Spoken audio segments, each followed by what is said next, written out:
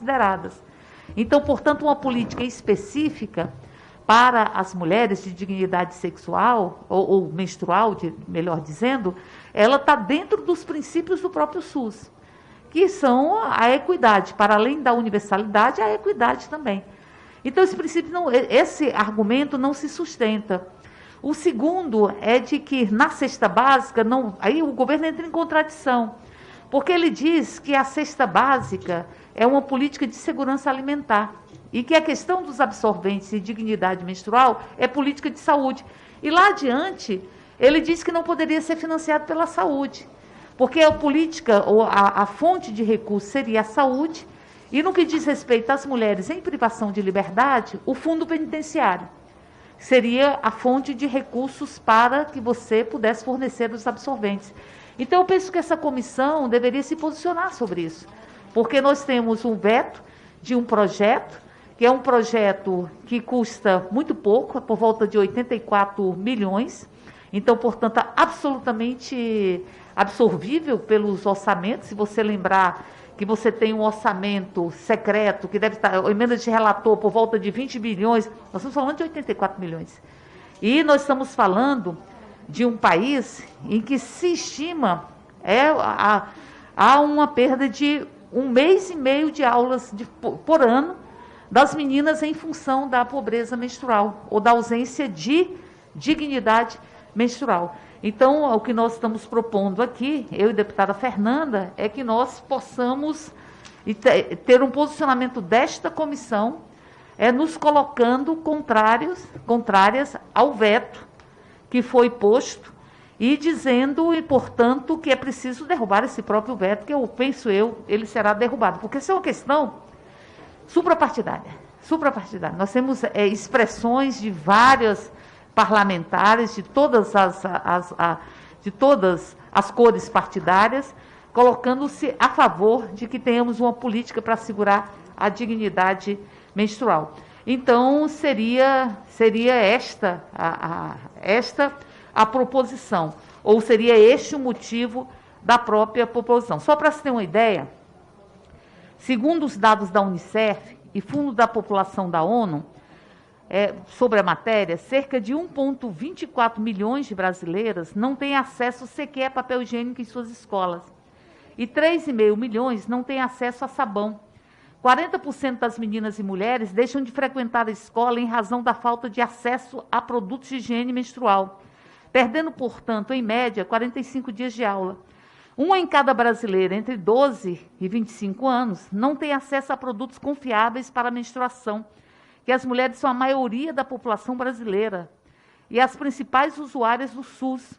São as mais pobres, em situação de rua, e as encarceradas, que se veem obrigadas a recorrer a panos velhos, guardanapos, jornais, folhas de árvore, miolo de pão e até plástico. Então, ainda lembrando que o Conselho Nacional de Direitos Humanos, em dezembro de 2020, que é um órgão diretamente ligado ao Executivo Federal, apresentou uma recomendação ao presidente da Câmara e ao Senado, considerando a saúde menstrual como direito humano fundamental, em que alerta o quanto é urgente uma política nacional voltada para a superação da pobreza menstrual, que assegure a mulheres, meninas e demais pessoas com útero, inclusive as privadas de liberdade, o acesso a itens como absorventes, tampões íntimos e coletores menstruais. Então, portanto, nós gostaríamos de que esta comissão se posicionasse acerca disso. Essa Comissão de Defesa dos Direitos das Mulheres, e quando você tira ou veta parte de um projeto, ou de um projeto aqui aprovado, que assegura a dignidade menstrual, nós não podemos nos calar frente a isso. Teremos que ter um posicionamento contra o veto, para que, inclusive, possamos trabalhar objetivamente para que ele deixe de ser uma realidade. Obrigada, deputada Érica. Eu pergunto se alguém gostaria mais de encaminhar. Senhora presidente. Marina? Deputada Marina. Não, só Ok? assim...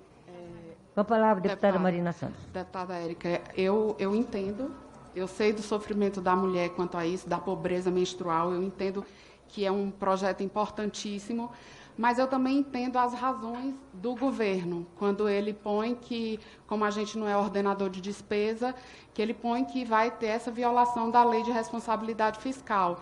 Então, a gente teria que ver uma alternativa para isso, para que realmente seja a população adolescente, as mulheres, realmente recebam esse aporte de absorvente, porque a gente sabe que isso é uma realidade que realmente o Brasil sofre com isso. Então, ele põe aqui uma justificativa do governo, é que a ministra da Mulher tem um programa que vai fazer essa distribuição.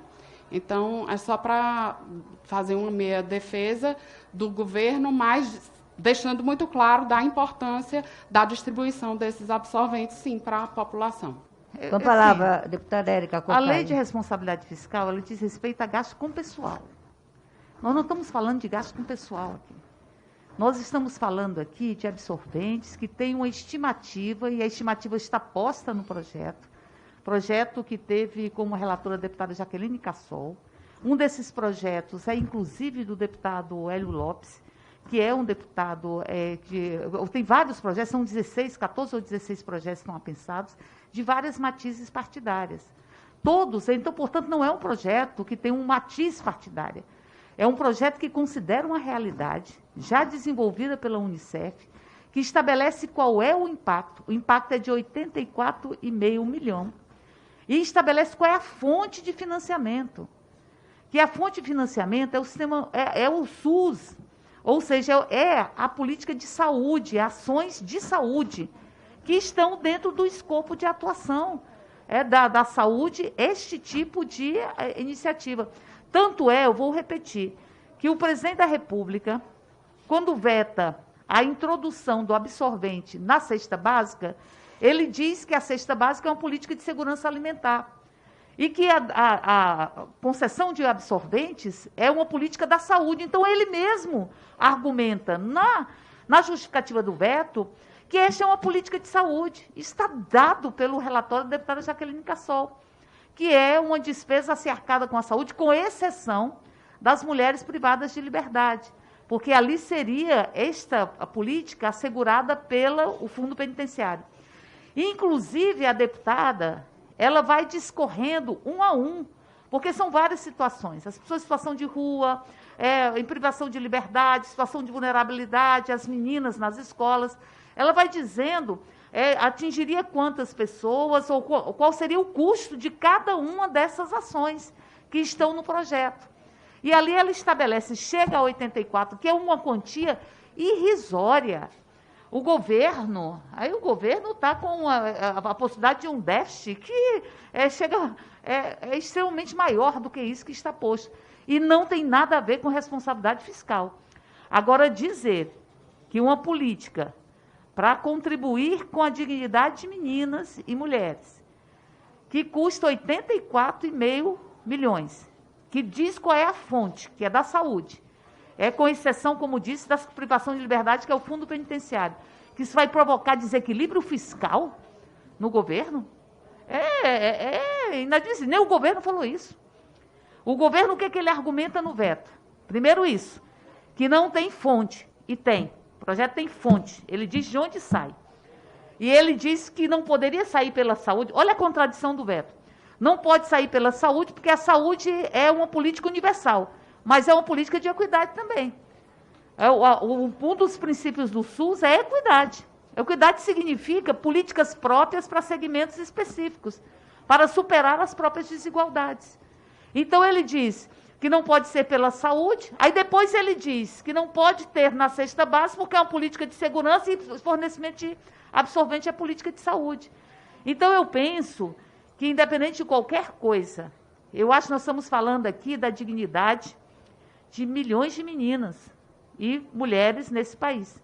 Então, portanto, nós deveríamos aprovar uma posição desta comissão, nos colocando contrários ao veto, porque penso eu que nós vamos derrubar esse veto, porque eu vejo em todas as esferas, em todas as hostes partidárias, um sentimento muito intenso de estar buscando assegurar a dignidade menstrual. Aliás, Se o governo tem uma política de fornecimento de absorventes, não tinha por que vetar o fornecimento de absorvente que está no projeto.